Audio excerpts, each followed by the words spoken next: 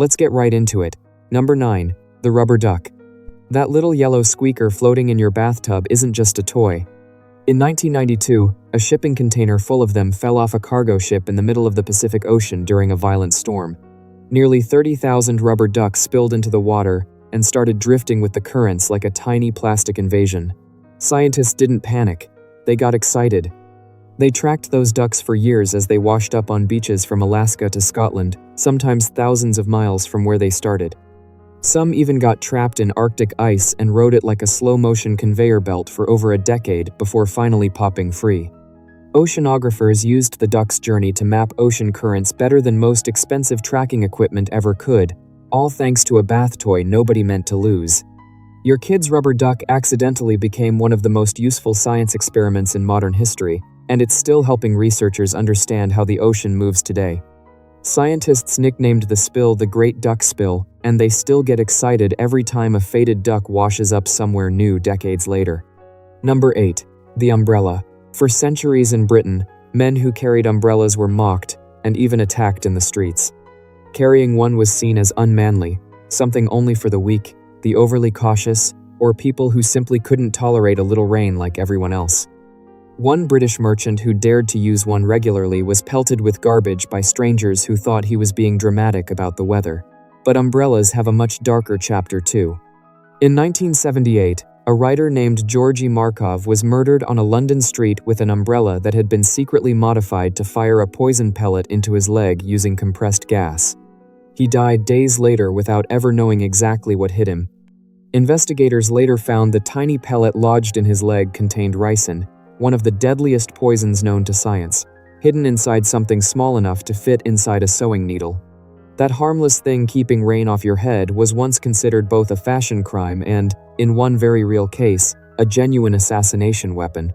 Number 7. Green wallpaper. In Victorian homes, a vivid green wallpaper called Shields green was everywhere, plastered across nurseries, dining rooms, and bedrooms. It looked stunning in candlelight and was considered the height of interior design. It was also packed with arsenic. As the paper aged and got damp, it released toxic gas straight into the room, slowly filling the air family after family breathed every night. Families reported constant headaches, nausea, and mysterious illnesses, never realizing their walls were quietly poisoning them one evening at a time. Some historians believe Napoleon may have died partly from arsenic exposure in his wallpapered prison bedroom on St. Helena. An entire generation decorated their homes with what was basically a slow-acting gas chamber, and they thought it just looked fashionable. Doctors at the time even had a name for the mysterious sickness that seemed to follow certain wealthy households around without ever suspecting the walls themselves were the culprit. Number 6. The mirror. Old mirrors were coated using a mercury and tin mixture, and the craftsmen who made them breathed in toxic fumes every single day of their working lives. Many developed tremors, memory loss, and severe nerve damage from years of exposure, their bodies quietly breaking down behind the scenes of a beautiful product. That's part of where the phrase "mad as a hatter" actually comes from, since hat makers used a nearly identical mercury process for felt. The superstition that breaking a mirror brings 7 years of bad luck traces back to ancient Rome, where people believed your life force renewed itself every 7 years. And shattering your reflection shattered your soul along with it. Entire mirror-making villages in parts of Europe eventually became known for unusually short life expectancies among the men who worked the trade, though almost nobody outside the industry realized why at the time. Every time you check your reflection in the morning, you're using an object with a genuinely toxic and superstitious backstory. Number 5. The wedding ring. That simple band on your finger started as an act of fear, not romance. Ancient cultures believed a circle had no beginning and no end, which meant evil spirits couldn't find a way inside it or attach themselves to the wearer. Wearing a ring on your finger was basically building a tiny spiritual fortress around yourself. The tradition of wearing it on the left hand's fourth finger comes from an old belief that a vein there, nicknamed the vein of love, ran directly to the heart. Modern anatomy proved that idea completely false, but the tradition stuck around anyway, passed down through generations who never questioned it. Some cultures went even further, believing the metal itself needed to be unbroken and pure. Since any flaw in the band was thought to create a crack evil could slip through unnoticed. You're wearing an ancient anti-demon device on your hand and calling it a romantic symbol of eternal love, Number 4. The fork. When forks first showed up in Europe, church leaders openly called them sinful and unnecessary. Using a metal tool shaped like tiny spikes to bring food to your mouth was seen as an insult to God, since your fingers were considered good enough for anyone humble enough to use them. One Italian noblewoman who used a fork at a royal dinner was publicly criticized by clergy for her vanity, and after she died shortly after from an unrelated illness, some claimed it was divine punishment for the sin. It took hundreds of years for forks to finally become normal at the average dinner table across Europe. Some priests reportedly refused to bless meals in households that used them, treating the whole utensil as a small act of rebellion against nature itself.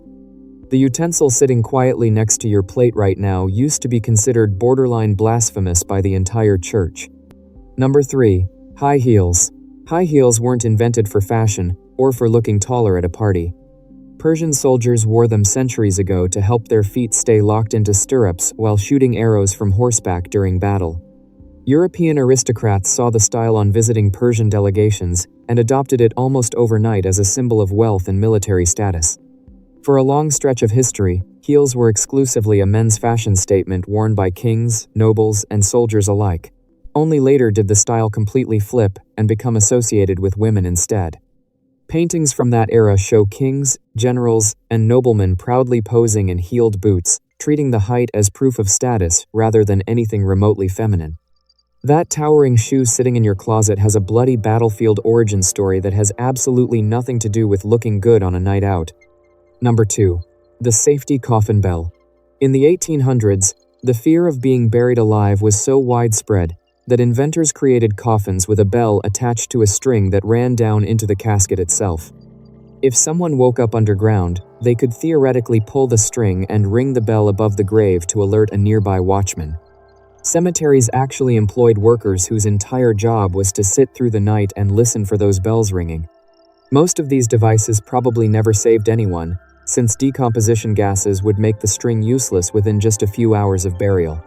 Some of the wealthier families even paid extra for coffins with tiny glass windows built into the lid, giving the watchman a way to check for movement without ever having to dig anything up. But the sheer terror of waking up in a wooden box 6 feet underground was real enough that people happily paid extra for a chance at rescue. Number 1. The Christmas tree. Long before it was a symbol of holiday cheer, evergreen branches were brought indoors by ancient pagans who believed them to be one of the only plants strong enough to ward off evil spirits and disease during the darkest, coldest part of the year. Early Christmas trees were lit with actual open flame candles clipped directly onto the branches, and house fires from unattended trees were shockingly common every single December across entire cities. Firefighters in several major cities used to schedule extra shifts specifically for the holiday season because of how often trees went up in flames.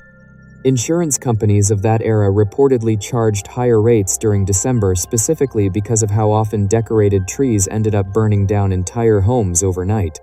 That cheerful tree glowing in your living room right now started out as both a spiritual shield against death and a genuine, well-documented fire hazard. That's all for today. I'll be making similar videos in the future. Subscribe to see them.